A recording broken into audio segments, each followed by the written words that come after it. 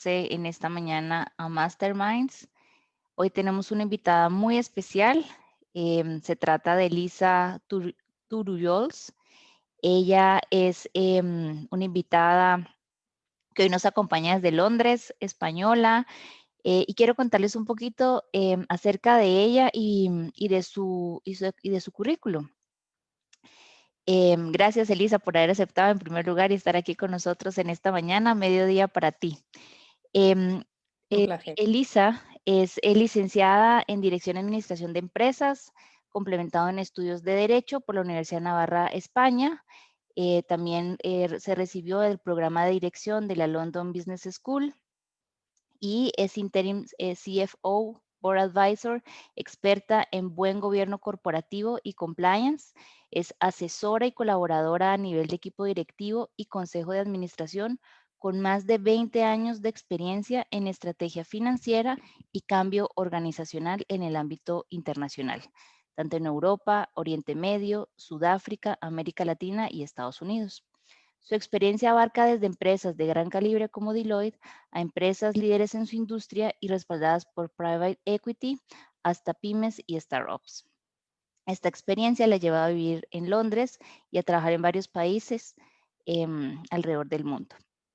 Es miembro activo del equipo coordinador del Comité Técnico de Buen Gobierno Corporativo de la World Compliance Association y es autora de la Guía de Buen Gobierno Corporativo, conferencista en universidades y círculos empresariales sobre este mismo tema. Así que muy buen día a todos. Muchísimas gracias, Elisa, por estar hoy con nosotros aquí para hablar de un tema que nos pareció súper interesante cuando lo sacaste y lo publicaste, que era 10 cosas que no debes hacer como compliance officer. Y derivado de la actividad tan importante que se está desarrollando en América Latina alrededor del área de compliance, dijimos, tienes que venir y compartir con nosotros muchos de estos aprendizajes. Pues un placer, de verdad, Ingrid. Muchísimas gracias por tu invitación. Me siento encantada y honrada de estar aquí con vosotros. Gracias, Elisa. Pues hoy, gracias a todos los que se han sumado desde los diferentes lugares de América Latina. Y justo una de las inquietudes y elementos claves que han surgido en los diferentes espacios que hemos tenido para compartir con varios colegas, la pregunta del millón, con la que me encantaría que arrancáramos, es ¿cuánto valor suma o puede sumar un compliance officer en el día a día del negocio? Antes de que arrancamos a hablar de las cosas que no debemos hacer. A ver, es difícil concretar un valor específico para todas las empresas en general. Pensemos, por ejemplo, un problema que detecta un compliance officer, un problema que que puede relacionar a la empresa con blanqueo de dinero. Pues puede generar este problema de saltar a la luz públicamente y de la empresa no llegar a tiempo a resolverlo, puede generarle no solamente un daño reputacional, incluso podría llegar a cerrar la empresa. Entonces, esto es un caso que me pasó a mí en concreto en una situación y bueno, gracias a que lo detectamos a tiempo, entonces la empresa pudo resolverlo y dejar esa situación, ese gran riesgo, porque podrían haber acabado cerrando la empresa. En esos momentos, el valor que aporta como compliance officer la persona es enorme. Puede, en aspectos más livianos, más del día a día, por ejemplo, puede ser algo tan sencillo, pero también importante. Pensemos, por ejemplo, otro caso, otra situación en la que tuve experiencia, en la que un departamento de recursos humanos prepara una formación para toda la empresa sobre temas de soborno, corrupción, fraude, para que todos los empleados de la empresa entiendan bien en qué consisten esas situaciones, cómo evitarlas, qué proceso tienen que seguir, qué controles. Y bueno, resultó que yo me di cuenta que para esa formación el proceso y el control que la formación hacían referencia en la empresa no existían.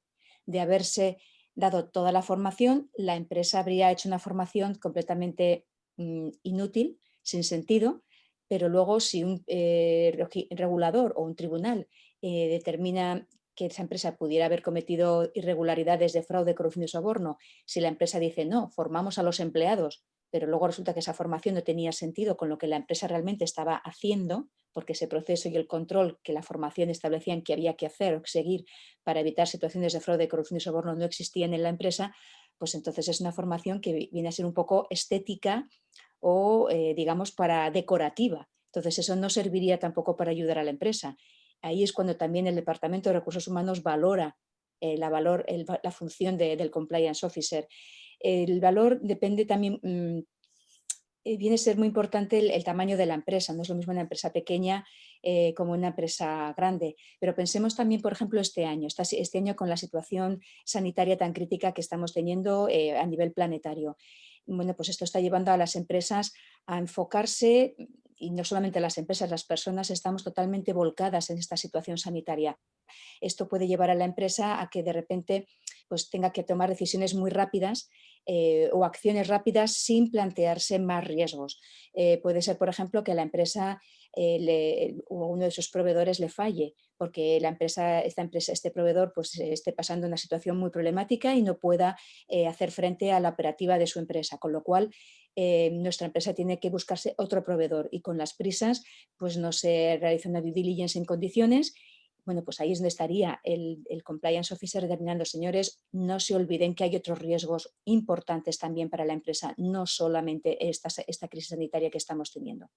Entonces es muy importante recordar, es un apoyo importante que va acompañando a la empresa en el día a día. Gracias, Elisa. Y con este involucramiento, digamos, que tú nos haces el llamado en tu artículo, uno de los elementos claves es cuando el compliance officer no se involucra en todo, como un 360 dentro de las empresas. Y ahí salía a colación lo que un experto, un invitado nos decía, el compliance officer debe sentarse a la mesa aunque no lo inviten.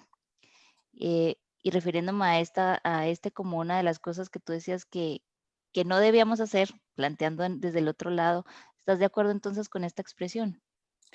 Absolutamente, absolutamente. Yo no espero a que me inviten a la mesa. Causo que me inviten a esa mesa. Y entiendo que al principio es difícil. Entiendo que es difícil de digerir el que a uno no le inviten inicialmente. Puede a uno sentirse incómodo y es lo que hay que confrontar, afrontar y decir, bueno, adelante. Hay que verlo como un fallo de entendimiento, de comprensión de la labor del compliance officer por parte no solamente responsable del departamento, quizás también por parte de la dirección, de la gerencia, incluso del consejo de administración.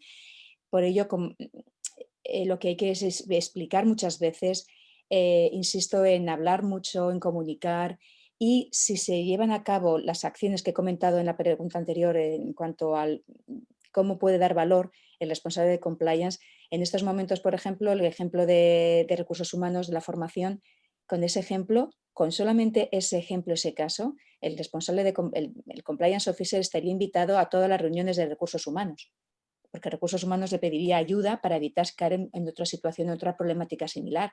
Y lo mismo a lo mejor el responsable de compras, que han tenido que cambiar a todo correr de proveedor y no han tenido que hacer la due diligence o no la han podido hacer rápidamente, y el responsable de cumplimiento, el compliance officer, les llama la atención diciéndoles, mirad que este proveedor tiene posibles riesgos de blanqueo de dinero, financiación del terrorismo. Entonces, eso va a hacer que se le invite, que nos inviten a la mesa de reuniones, a todas.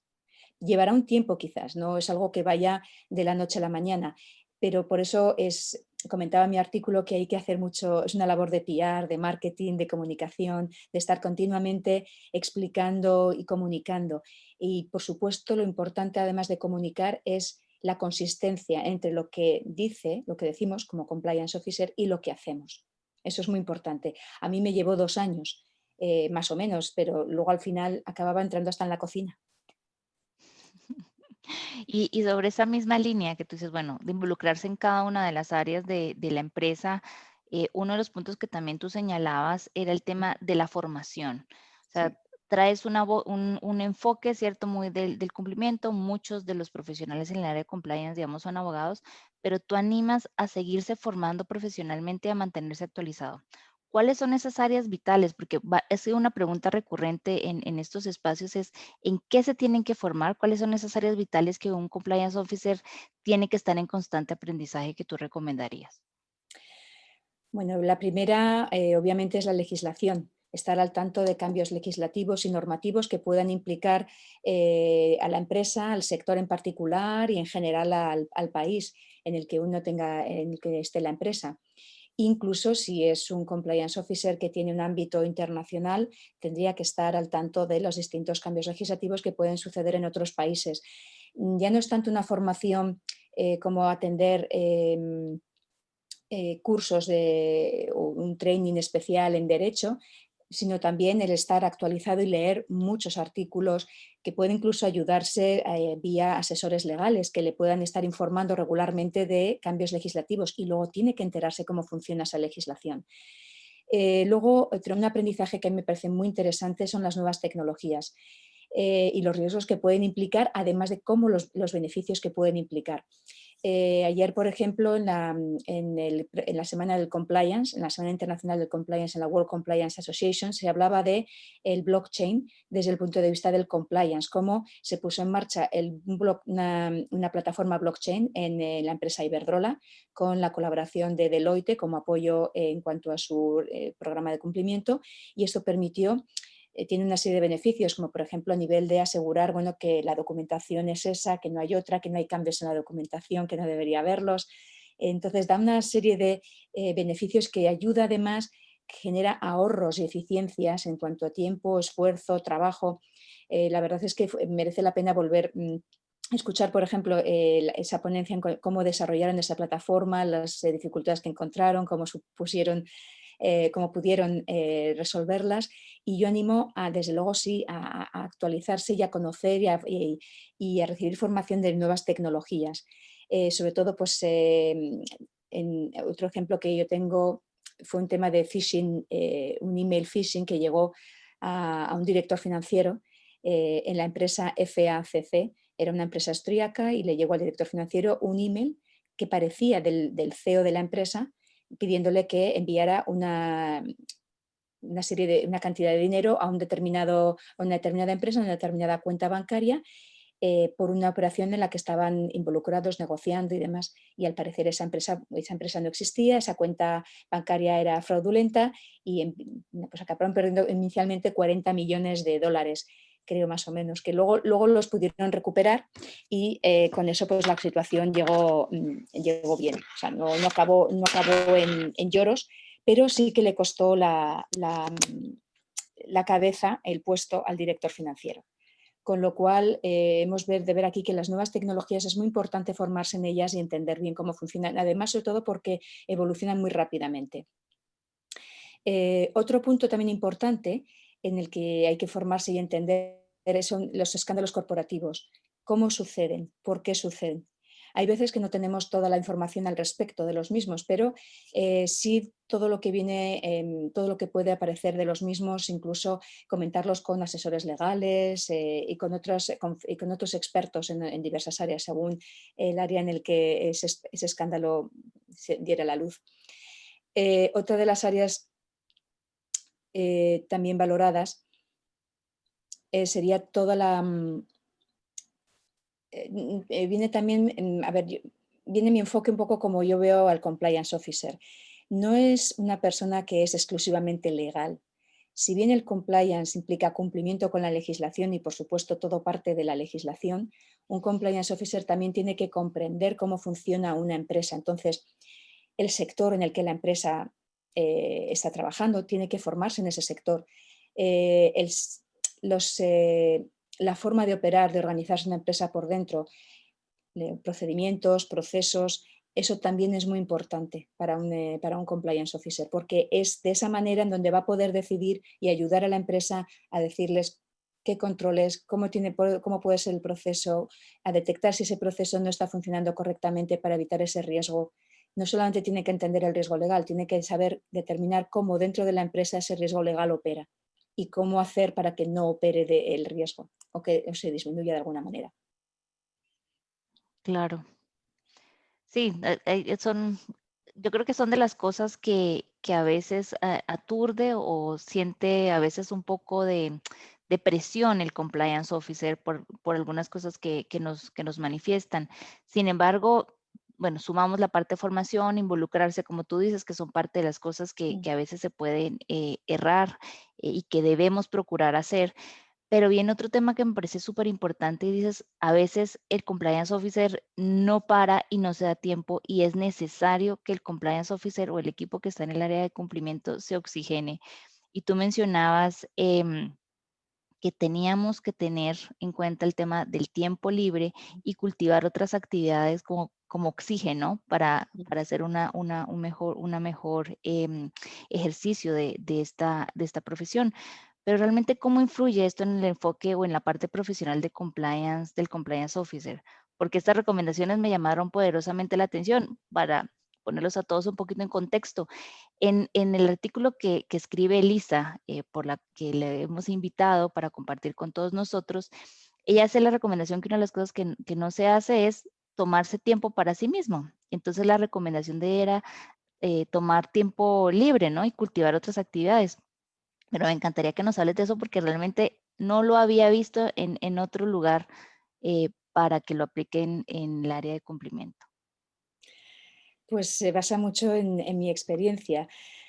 A ver, se pasan situaciones delicadas y conflictivas y eso le lleva a uno pues a estar todo el tiempo dándole vueltas a la cabeza. Entonces es un riesgo que un compliance officer puede acabar demasiado enfocado y centrado en un problema y no llegar a verlo y entenderlo completamente. Y eso además le lleva además a no descansar. Y el no descansar bien pues, y no desconectar correcto, no oxigenarse, como bien has dicho, pues te lleva a estar agotado tanto física como mentalmente. Entonces ahí es cuando tú ya como trabajador, como persona, no puedes ser tan eficiente y tan productivo. Y puede de ahí derivar en que tengas una reacción mala ante algo que a lo mejor no tenía necesidad de tener esa mala reacción, o puede llevarte a tomar decisiones incorrectas porque no estás lo suficientemente descansado. Para mí yo lo veo como que el análisis de riesgos también nos lo tenemos que hacer a nosotros mismos en nuestra propia vida. Entonces, el riesgo de que te vuelvas una especie de adicto al trabajo o que el trabajo te envuelva tanto que no sepas desconectar o no puedas desconectar del mismo es un riesgo muy alto, que en este tipo de profesiones que implican estrés, que implican situaciones delicadas, pues puede tener unas connotaciones muy negativas. Por eso, pues explico que lo más importante es entonces saber desconectar, dedicarle quizás 15 minutos a andar, cuando tengas un problema que te está venga a dar vueltas y no lo acabas de ver, una situación que no sabes por dónde tomarla, bueno, pues 15 minutos paseando por un jardín o irse al gimnasio y desconectar o tomarse un café con un amigo o estar jugando con tus hijos o el saber que tienes una vida aparte te ayuda también a desconectar y a poner en perspectiva el problema. Y al ponerlo en perspectiva, te permite además verlo desde fuera en lugar de desde dentro. Y así es como tú puedes luego solucionarlo mejor el problema. De ahí que consideré que es necesario también tener un tiempo libre. Gracias, Elisa, por ese punto tan interesante y esa perspectiva para poder desarrollar mejor la profesión. Y otro punto importante que tú mencionabas es no comunicación verbal. O sea, el compliance officer tiene que hacer uso de una comunicación mucho más escrita y decías, el juega un papel relevante para el área del cumplimiento de la comunicación escrita. ¿Qué estrategias entonces tú recomiendas para difundir dentro del ejercicio del compliance officer esa cultura ética de cumplimiento y ese día a día respaldado en papel o en tema escrito, pues? A ver, obviamente por escrito es necesario tener por lo menos los objetivos, las principales acciones, principales comunicaciones con los principales actores o contactos en la empresa en los que el compliance officer se relaciona habitualmente. Pero es muy importante también estar hablando continuamente, hablando, es ese famoso PR marketing de que puedo aportar valor, estoy aportando valor, mira en esta dirección que a lo mejor por aquí podemos tener un riesgo, podemos solucionarlo de esta manera, de forma sencilla, es estar continuamente comunicando. Entonces, lo importante como estrategias Pues evidentemente es estar hablando continuamente, el autoinvitarse inicialmente a las reuniones y demostrar que se ha aportado y se puede aportar valor. Eso ya es una comunicación, es una estrategia.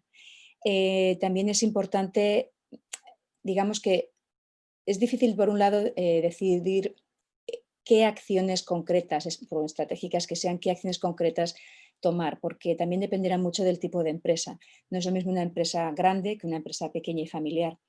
No es lo mismo una empresa con una jerarquía muy marcada que una empresa, por ejemplo, un tipo startup, que tiene una jerarquía mucho más diluida en ese sentido. No es lo mismo una empresa que quiere hacer que tenga unos objetivos agresivos para el año, como un crecimiento fuerte del 50%, o una empresa que tenga un crecimiento, que diga como objetivo, pues un crecimiento orgánico del 10% cada año. Entonces, todo eso también hay que tenerlo en cuenta a la hora de enfocar esa comunicación.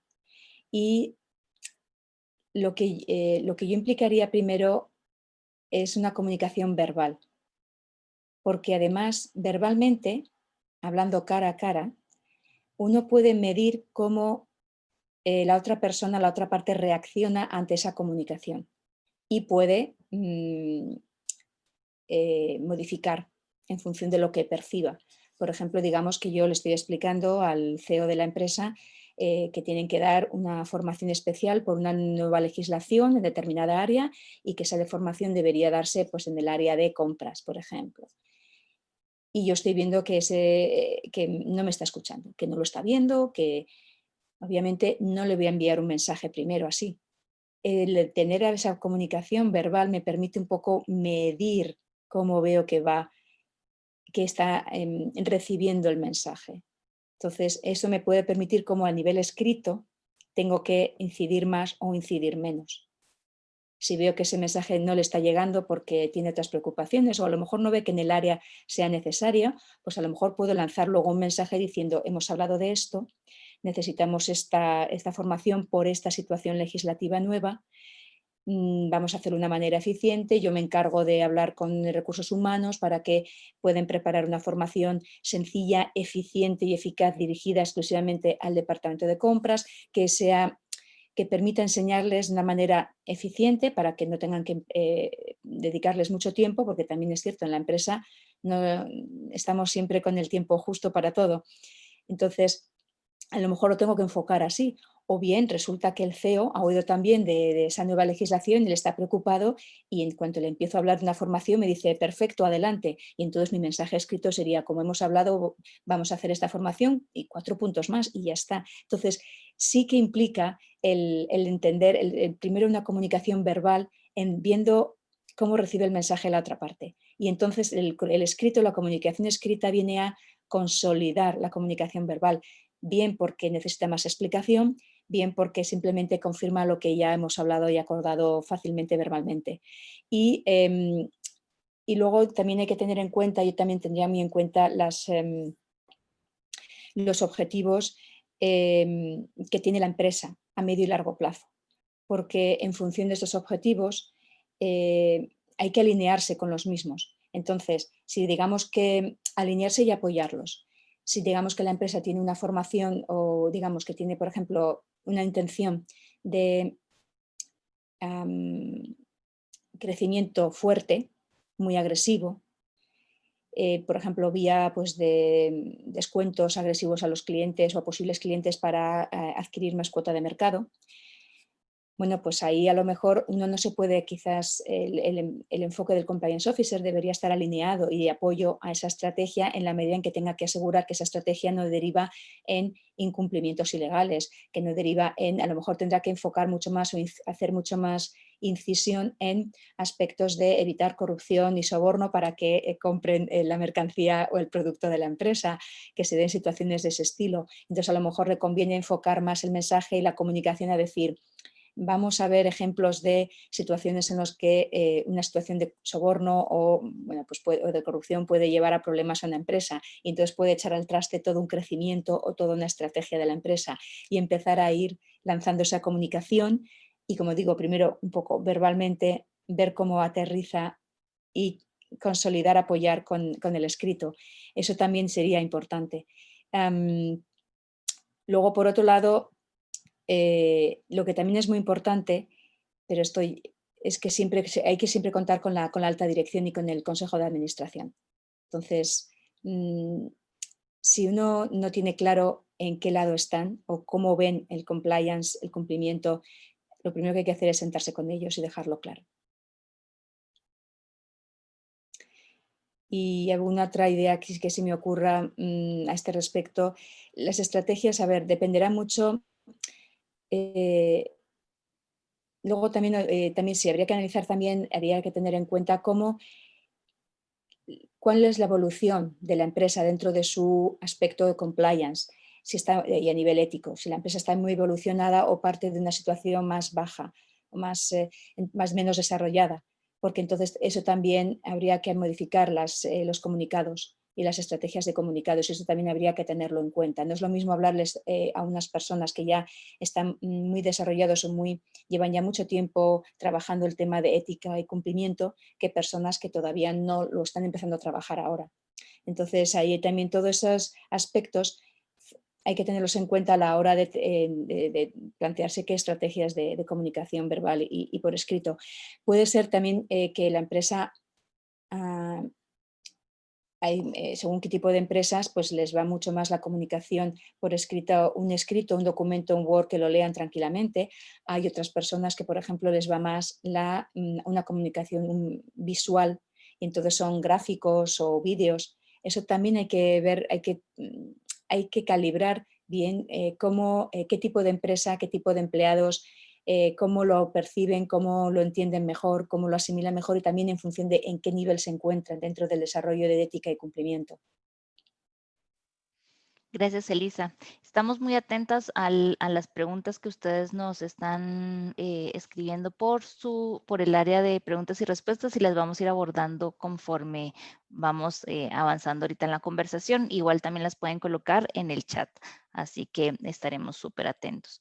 Siguiendo con el tema, Elisa, y luego de lo que nos compartes en relación a la comunicación verbal y escrita como soporte, obviamente, a toda la labor en el área de cumplimiento.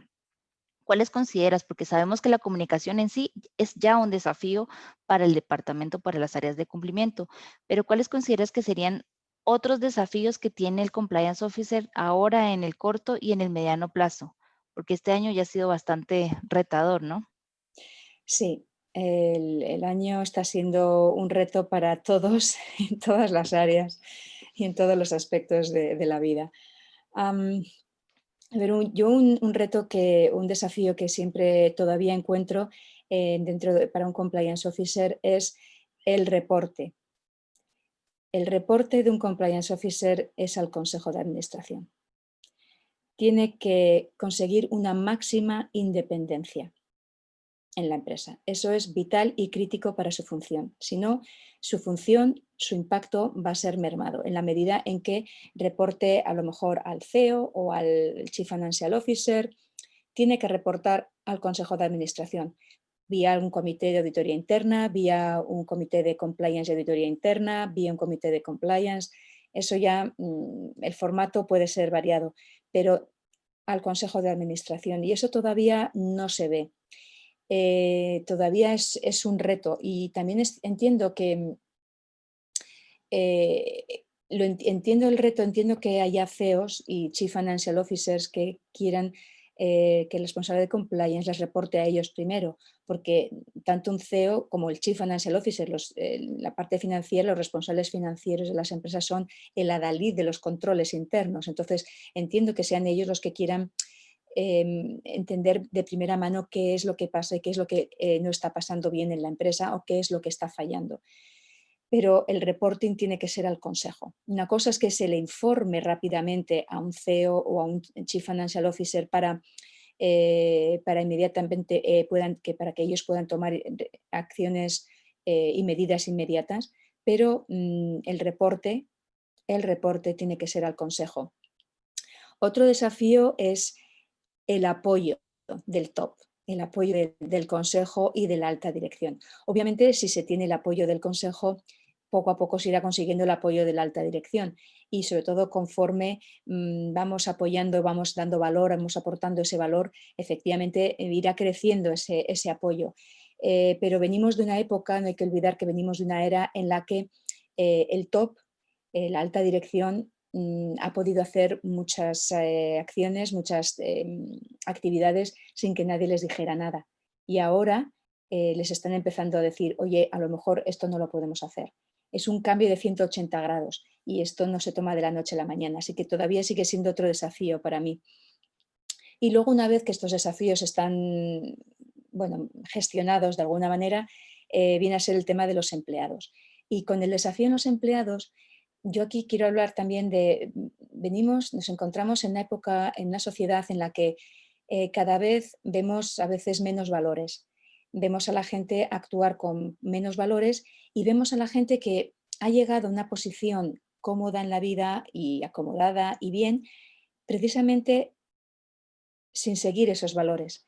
Entonces, empezar a inculcar valores a una persona con 30 o 40 años, cuando lleva 30 o 40 años no siguiéndolos, es un poco, no iba a decir misión imposible, pero es difícil. Si los valores se inculcan en las familias, en las escuelas, en el colegio, a esa edad, una persona que ya tiene 40 años y que ha alcanzado un puesto de dirección y que no tiene y ha llegado hasta ahí sin seguir apenas valores o con muy pocos valores, obviamente de repente hablarle de valores es como hablarle en chino, completamente, o en marciano. Es que no lo va a duplicar, no va a reaccionar, no va a darse cuenta, no le va a resonar. Entonces, es ahí por lo que también veo que puede ser un desafío.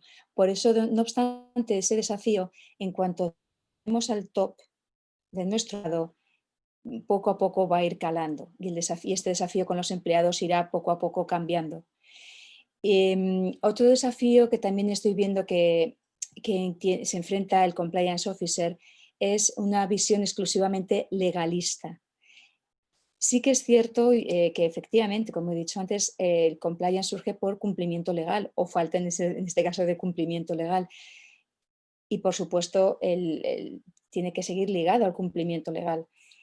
Pero esa es la parte a la hora de cumplir con el entorno legal en el que la empresa tiene que operar. Pero la forma en que dentro la empresa opera para poder dar cumplimiento a ese entorno legal no es un tema legal. La empresa opera vía procesos, procedimientos, controles, monitorización, supervisión, políticas de la empresa, la cultura de la empresa, todo eso. Y nada de eso está en una ley recogido como tiene que ser. Entonces, por eso hay que saber tener ese enfoque legal, porque hay que cumplir con la legislación, sin perder de vista que a la hora de aplicar ese enfoque legal dentro de la empresa hay que tener en cuenta temas de organización y gestión de empresa. Entonces, ahí es donde también veo que hay bastante, es un desafío, porque sigo viendo mucho enfoque muy legalista, que empieza a decir, bueno, pues hay que tener un código de conducta o hay que tener esta formación en esta ley, por ejemplo, cuando a lo mejor lo que hay que formar a los empleados es saber detectar un phishing email o saber cómo funcionan bien los sistemas dentro de la empresa para evitar riesgos o gaps, lo que llamamos gaps o fallos de control.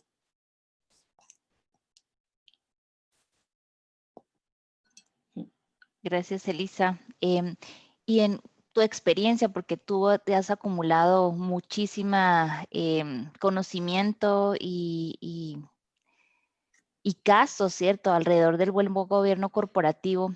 ¿Cuáles consideras que son esos aspectos en los que tiene que centrarse un oficial de cumplimiento para aportar valor al buen gobierno corporativo, además de lo que ahorita nos mencionas? Pues a ver, efectivamente, como bien dices, el buen gobierno corporativo es el marco para gestionar y dirigir una empresa.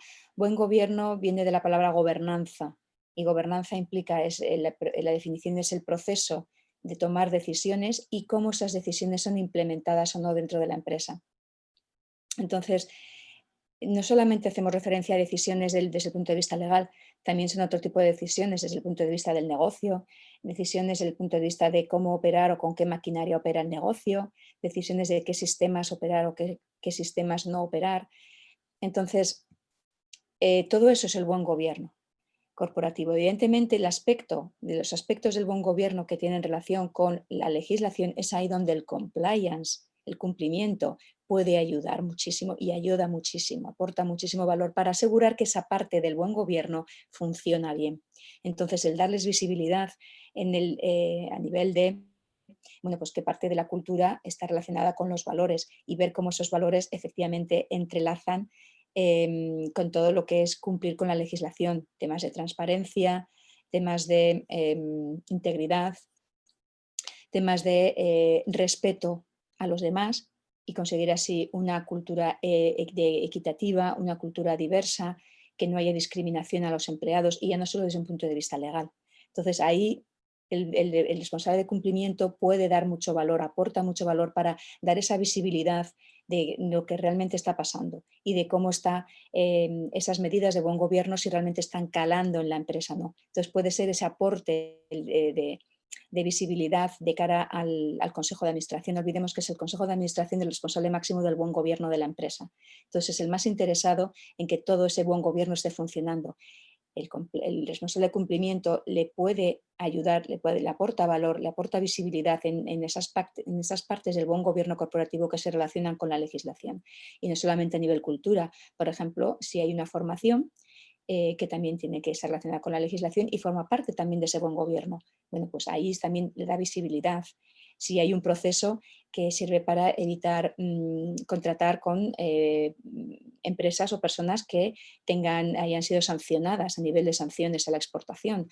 Por ejemplo, pues si ese proceso no está funcionando, el compliance officer, el responsable de cumplimiento, lo va a detectar, lo va a informar, porque ese aspecto afectaría negativamente al buen gobierno. Entonces, todo eso, todo lo que el oficial de cumplimiento realiza, todo lo que puede observar, todo lo que puede detectar, ahí es donde está aportando valor principalmente al Consejo.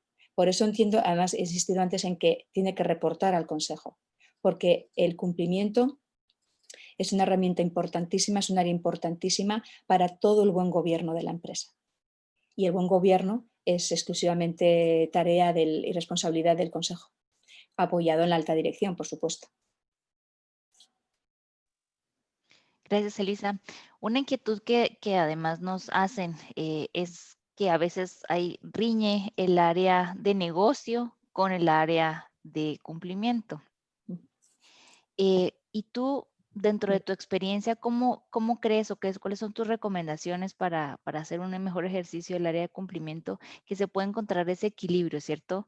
Para trabajar en conjunto con el área de desarrollo de negocio y tener siempre pues, el propósito del compliance puesto. Bueno, lo primero con lo que pienso con esta pregunta es,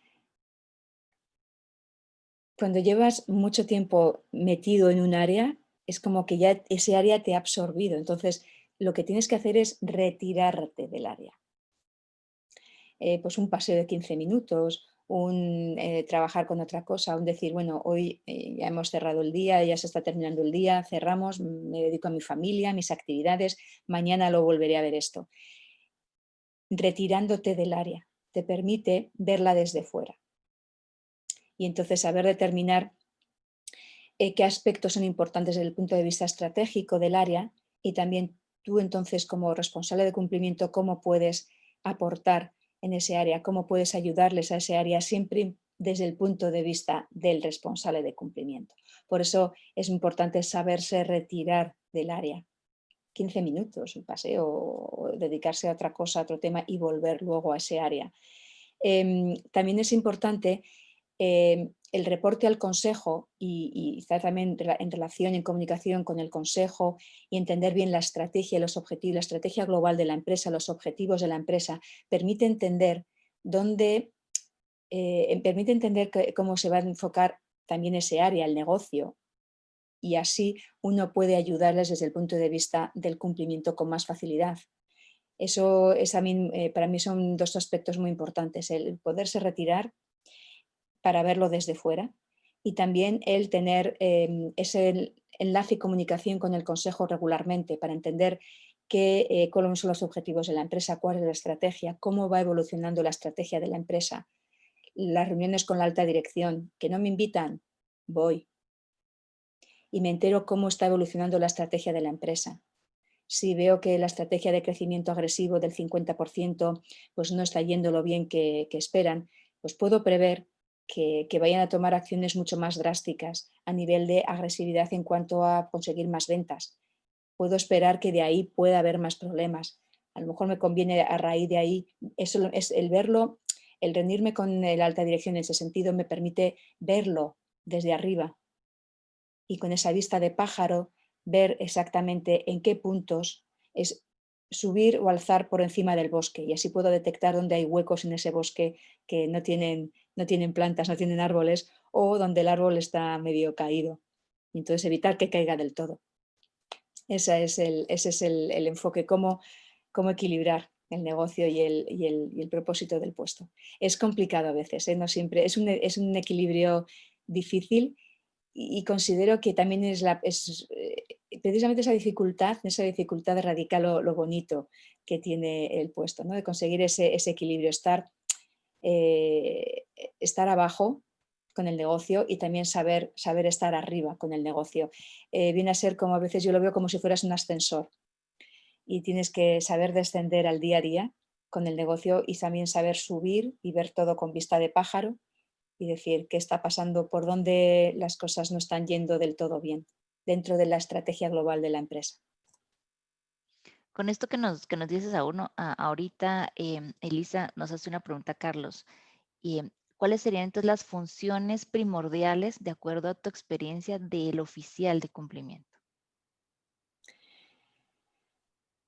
La función primordial es acompañar al negocio en su día a día para conseguir que entiendan y sepan la legislación que les aplica y que ello les permite tomar y cómo se están tomando medidas, vigilar y mirar que se están tomando medidas para cumplir con esa legislación en el día a día. Y que si a lo mejor el proceso no tiene en cuenta medidas o tareas o para, para poder seguir con esa legislación, pues entonces planteárselo y ver qué medidas adicionales se pueden tomar de forma eficiente. Esa es la principal función.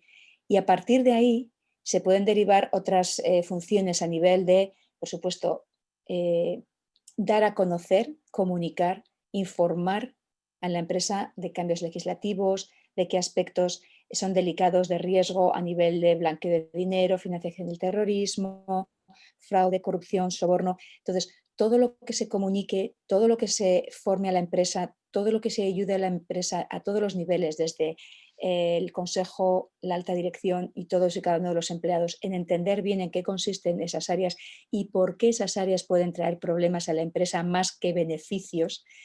Eso también es una función muy importante del compliance officer. El acompañar a la empresa, el conseguir ser el go-to person, la persona a la que uno va cuando no lo tengo muy claro, tengo una duda, voy a llamarle al compliance. Eso también, esa función es muy importante y conseguirla es un trabajo diario, lleva tiempo, insisto en la consistencia de lo que se dice y lo que se hace y se consigue y se acaba consiguiendo. Y ahí es cuando todo funciona mucho más fluido. Gracias, Elisa. Y Juan nos pregunta, ¿es válido que un gerente general o un director de área sea a la vez un compliance officer? Dice, ¿y si es válido que un gerente pase a ser el compliance officer para darle más peso al tema, pero qué tan eficiente es? A ver, en la legislación española, la ley de sociedades de capital y el Código Penal prevén que hubo un cambio legislativo en España a raíz de estas áreas de implantar lo que es el cumplimiento y el buen gobierno corporativo.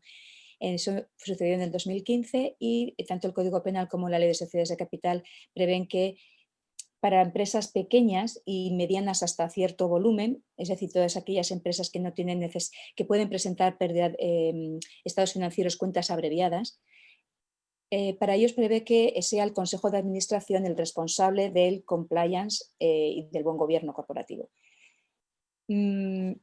En esos casos en que una empresa es pequeña, bueno, pues puede ser el Consejo de Administración, y muchas veces el Consejo de Administración tenemos fácilmente un director general y una o dos personas más en una pequeña empresa, y a veces ni siquiera mucho más que eso. Para conseguir eficiencia, yo primero miraría el tema de la independencia. Lo que hay que conseguir, y así conseguiremos que el compliance officer sea eficiente, es que sea lo más independiente posible. Es esa situación en la que en las empresas pequeñas no puede conseguir esa independencia total, en la que yo, para conseguir esa independencia, me apoyaría en expertos legales, expertos en cumplimiento, que me pudieran asesorar regularmente, o los que puede ser una vez al trimestre o una vez cada 6 meses, porque en una empresa pequeña se entiende que no va a tener una gran cantidad de volumen importante de actividades que puedan, o muchos riesgos en ese sentido. En el caso de una empresa ya mediana que no puede presentar cuentas abreviadas, que en España creo que es a partir de los 22 millones de euros de volumen de negocio, y a partir de 500 empleados, en esas situaciones, el director general, la ley ya dice que tiene que ser un órgano independiente. Luego el director general no podría jamás tener ese puesto. Tampoco podría ser otra persona de la empresa, tiene que ser un órgano independiente de la empresa. Por eso antes he insistido en el reporte, la independencia, que tiene que reportar al Consejo de Administración, y tiene que ser independiente del resto de la empresa, porque así es como puede aportar mejor su función. Pero también hay que tener en cuenta que las empresas pequeñas y medianas no tienen, medianas hasta cierto punto, no tienen esa capacidad, y tampoco desde el punto de vista legal se les está obligando, por lo menos en la legislación española, a tener una persona concreto, un puesto independiente.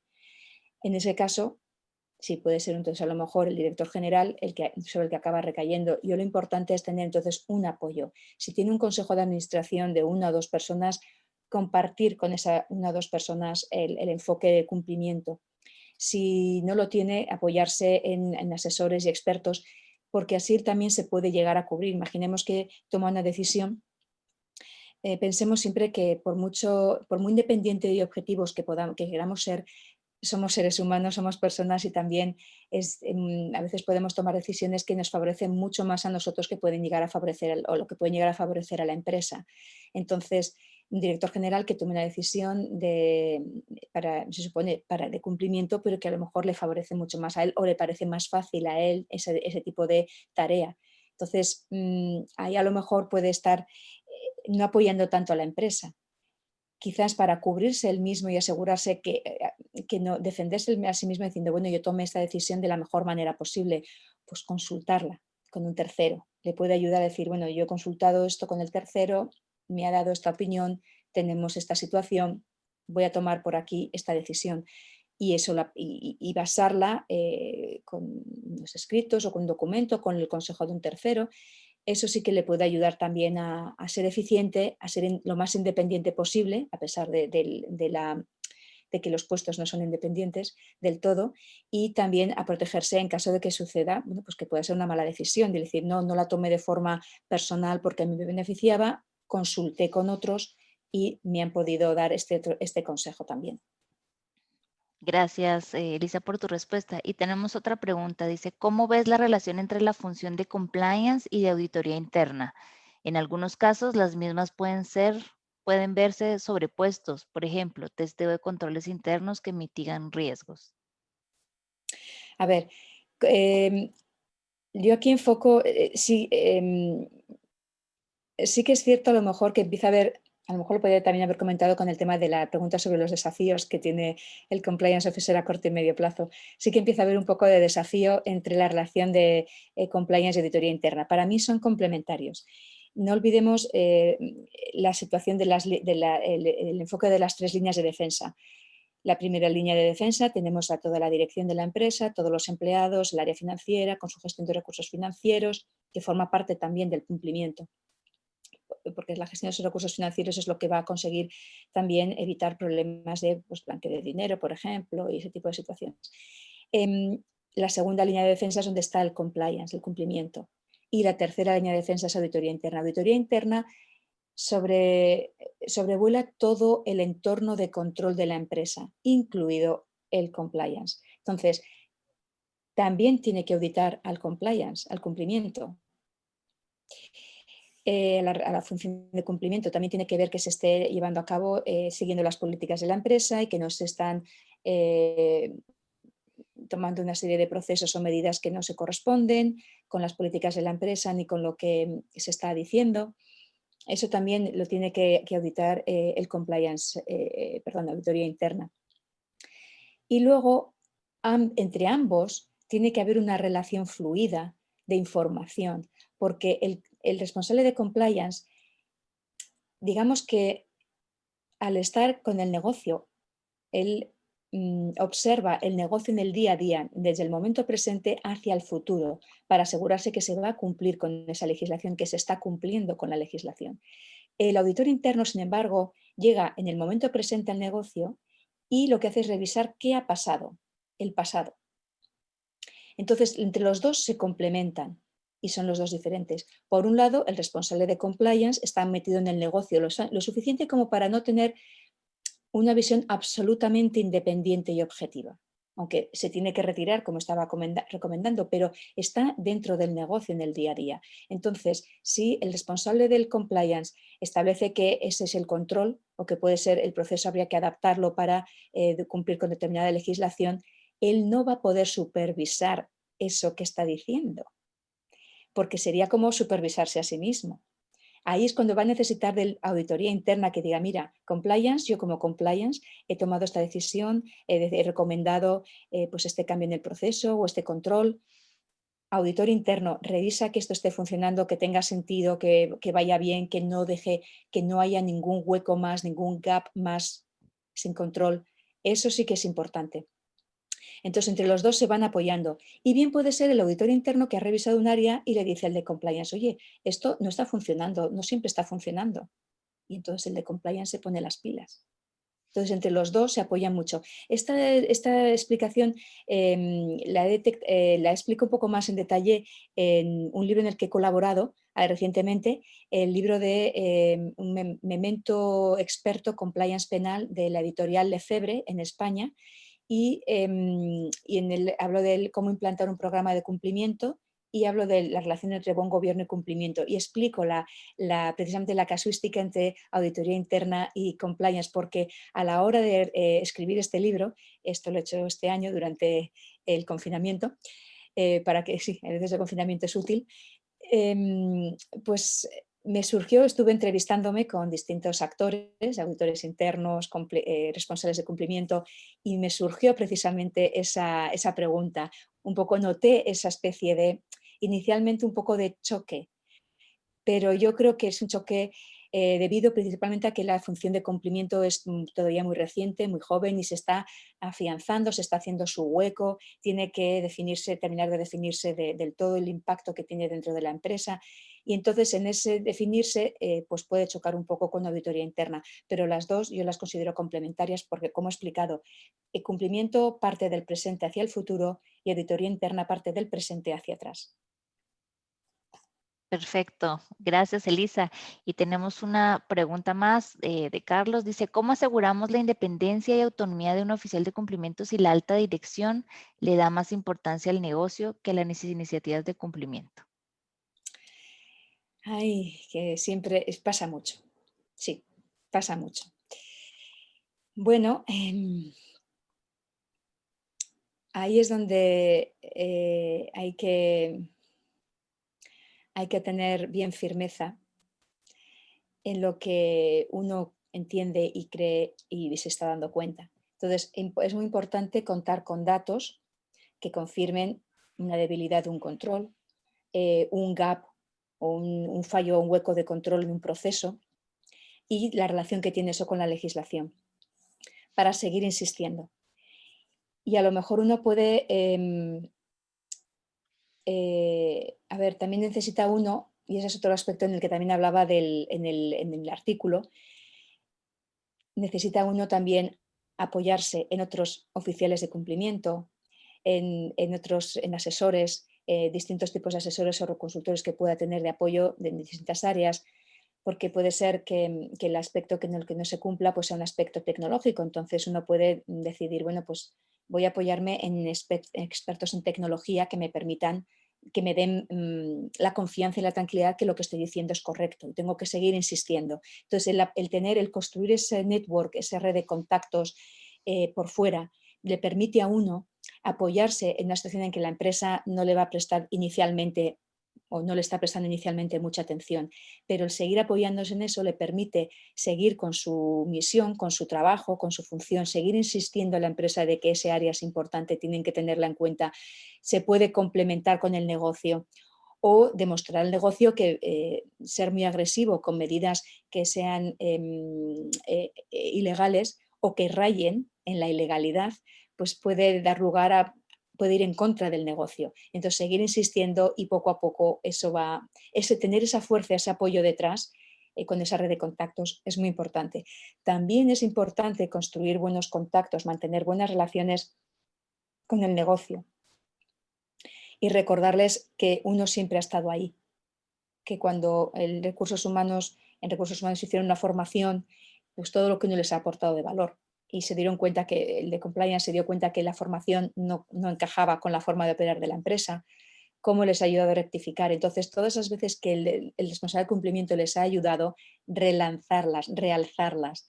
Convendría también tener aquí como una especie de repositorio, base de datos de les ayude con este tema a estas personas de recursos humanos, les ayude con este otro tema a proveedores, con la due diligence de proveedores. Y hay para volvérselas a recordar al negocio. ¿Te acuerdas aquella vez que te ayudé a detectar que la formación podía ser deficiente porque le faltaba tener en cuenta que ese proceso, ese control no estaban en la empresa, que había que hacerlo de otra manera? Y que recuerde, de esa forma el negocio se dará cuenta que el responsable de cumplimiento les estaba ayudando y que a lo mejor también puede tener razón ahora otra vez y tenemos que tenerlo en cuenta. Entonces, ahí es donde empezamos poco a poco hasta que ya por fin el negocio reconocerá y se dará cuenta. Llevará tiempo. Y luego está el final del artículo, como yo decía, cuando al final ni el negocio, bueno, pues se va al Consejo de Administración, por eso se reporta al Consejo de Administración. Y si tampoco el Consejo de Administración hace caso y la situación es crítica, es delicada, pues ahí es donde un responsable de compliance tiene que tomar decisiones un poco más drásticas quizás. Yo recomiendo entonces volver a leerse todo el artículo, ir punto a punto y entonces tomar una decisión en la que uno esté tranquilo, que si se la tiene que explicar a sus familiares cercanos, a sus amigos cercanos, se la va a poder explicar y va a poder dormir tranquilamente. Eso es mi recomendación. Gracias, Elisa. Y para cerrar, porque hemos hecho un recorrido bastante extenso en mucho de lo que se hace en el área de cumplimiento, ¿cuáles son esas acciones que tú dirías que ahorita no hemos mencionado, ¿cierto? Que no debemos hacer. O sea, hemos hablado ya de varias que están incluidas dentro del artículo. El artículo se los vamos a linkear dentro del resumen que ustedes reciben después de este Mastermind. Pero ahorita, ¿cuáles dirías tú con todo lo que hemos ido abordando que no hemos mencionado ahorita y que deberíamos tomar en cuenta de esas acciones que un compliance officer no debe hacer? Pues una es no tomar la parte por el todo. Es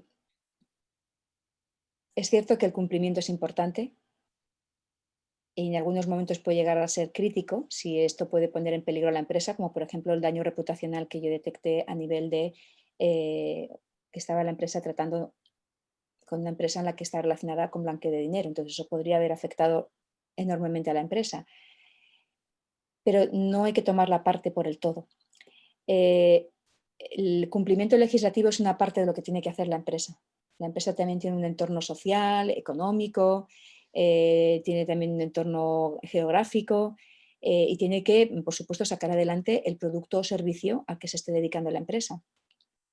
Entonces, no podemos pensar que todo es cumplimiento y que lo más importante y no tienen otra cosa mejor que hacer, ningún director ejecutivo ni el consejo de administración no tiene nada mejor que hacer que dedicarse al cumplimiento y a hacernos caso y a escucharnos todo el día. porque, por ejemplo, una maquinaria que necesita ser revisada regularmente o periódicamente cada X tiempo para ser limpiada, como puede ser el caso de determinadas máquinas en empresas de manufacturación. Y si no se hiciera esa parada y esa limpieza periódica, podría afectar al buen rendimiento de la máquina y a la producción de la empresa, y todo eso afecta a las ventas, a la tesorería, todo. Entonces, eso no es un tema de cumplimiento, en el sentido de que no es un tema legal, es un tema que el negocio tiene que tener en cuenta aspectos del negocio, y no podemos pensar que cumplimiento es todo para ellos. Es una parte, por eso digo de no tomar la parte por el todo. Otro aspecto de no tomar es no hacer, es no darse, no darse demasiadas confianzas, ni relaciones estrechas con el resto de los empleados y con el resto de los directivos. Una cosa es acompañarles y apoyarles en su día a día y estar ahí, ser la persona a la que van a referenciar o van a acudir en caso de que tengan dudas o preguntas o problemas. Y otra cosa es ser el colega, el amigo, el que está tomando café con ellos todo el día, jiji, jaja. No hay que pasar al otro extremo. Porque ahí es donde va a ser, por ejemplo, mucho más difícil decidir esta persona no está siguiendo la legislación o no está siguiendo este proceso o este control no lo quiere aplicar o no lo está aplicando por cualquier motivo. Entonces va a ser más difícil el poder separarse y retirarse. Por eso es importante el estar, el no llegar a una situación, una relación demasiado estrecha. Esos son los principales puntos los que yo diría de no hacer. De agregar. Pues muchísimas gracias, Elisa, por habernos acompañado el día de hoy. Quiero agradecerle también a todos los que hoy se han sumado y como parte de nuestra mejora continua, siempre les pedimos que nos ayuden a evaluar las actividades. Ustedes van a recibir una votación en este momento. Y en lo que están votando, además de agradecerte, Elisa, por estar con nosotros, porque ha sido sumamente enriquecedor, quiero contarles que nos acercamos a un evento muy especial dentro de Éticos Global y es el Masterminds Ethics and Compliance Week, que será del 7 al 11 de diciembre, en donde cada día vamos a tener temas relevantes que abordaremos con diferentes panelistas de distintas nacionalidades, abordando temas muy específicos que nos ayudan a fortalecer el área de ética y cumplimiento dentro de nuestras organizaciones. Así que estén por favor muy atentos. Va a ser igual un evento libre, un evento con un fin de formación y de mejora para cada uno de nosotros como profesionales en el área de transparencia, ética y cumplimiento. Gracias, Elisa. Estén por favor atentos a recibir en su correo electrónico el resumen de este espacio del día de hoy, junto con el link del artículo de Elisa, sobre el cual hoy estuvimos platicando y sobre el que ella nos ilustró diferentes casos. Muchísimas gracias a todos. El tiempo voló. Un fuerte abrazo hasta Londres, Elisa. Siempre bienvenida por estos lados de América, así que un feliz viernes para todos. Muchas gracias, Ingrid, de verdad, y también un abrazo a ti y a todos los que han atendido. Un buen fin de semana y seguimos en contacto.